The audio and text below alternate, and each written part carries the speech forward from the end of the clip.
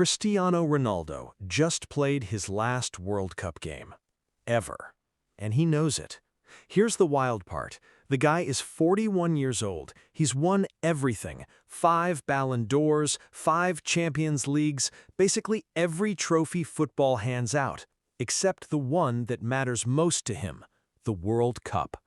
And in the final minute of stoppage time in a stadium in Texas, that dream died. Again. So what actually happened? Why did Portugal go out? And is this really, truly, for real this time? The end? Let's break it down in the next 4 minutes. So here's the setup. Portugal versus Spain, round of 16, basically the biggest rivalry in that part of Europe, except this time it's happening in Arlington, Texas, which is a sentence nobody in 2006 would have believed. In theory, this was a coin flip. 2 evenly matched teams, both talented, both nervous. In practice, Spain controlled it. They had way more shots, way more quality chances. Portugal was surviving more than attacking. Here's where it gets interesting. The game stayed scoreless deep into the second half.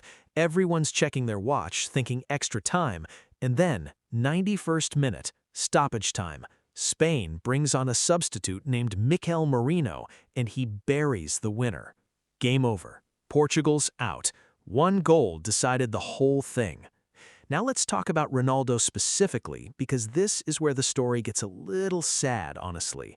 He barely touched the ball. Like, barely. Only 19 touches the entire match, the fewest he's ever had in a World Cup game. For a guy who built his entire career on being the center of everything, that's rough. He had a few half chances, nearly scored once off a rebound, but Spain's goalkeeper shut the door every time. You know the type. The guy who's given everything his whole career, and on the final page, the story just doesn't cooperate. Okay, the big question, is this really it? Ronaldo said it himself, before the match even started, this was going to be his last World Cup, regardless of the result. After the loss, he confirmed it again pretty directly. He said he gave it his all, he's leaving with a clear conscience, and yeah, it was his last World Cup. This sounds simple. It isn't, because he stopped short of saying he's done with the national team completely. He specifically said he's not making any big decisions right now, no rash calls. So retiring from World Cup specifically, confirmed. Retiring from Portugal entirely, still open. That's the open loop everyone's talking about today. Here's a stat that puts his whole career in perspective. He played in 5 World Cups, 27 total appearances, second most in history, only behind Messi. 11 goals across his career, tied for 9th all time. Incredible numbers, genuinely elite, but 0 World Cup trophies, and that's the one line on the resume that stays empty forever now. Compare that to his rival storyline. Messi's out there right now, 39 years old, still playing, still chasing more with Argentina. Different ending for 2 guys who spent 20 years being compared to each other. It wasn't just Ronaldo, though, let's be fair here. Portugal's coach, Roberto Martinez, built the whole team around Ronaldo playing basically every minute, and critics were already questioning that decision before this game even happened. In theory, having a legend on the pitch is always good.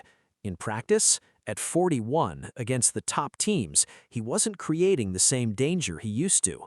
Portugal had one of their better attackers on the bench the entire game and never brought him on. That's a coaching gamble, and it didn't pay off. Martinez actually stepped down as manager right after the exit, which tells you everything about how that gamble landed. Here's the part that actually matters beyond the stats. Ronaldo walked off that field in tears, not because he lost a game. Legends lose games all the time. It's because he knows the calendar. He knows there's no next World Cup for him, no do-over, no sequel. And the Portugal coach, right after the loss, called him an icon, said there aren't many players like him in football history. Even in defeat, that respect didn't disappear. That's the real story here, not the scoreline, the ending of an era. So let's loop back to where we started.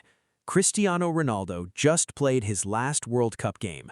Portugal got knocked out by Spain in the final minute, and one of the greatest careers in football history closes its World Cup chapter without the one trophy he wanted most.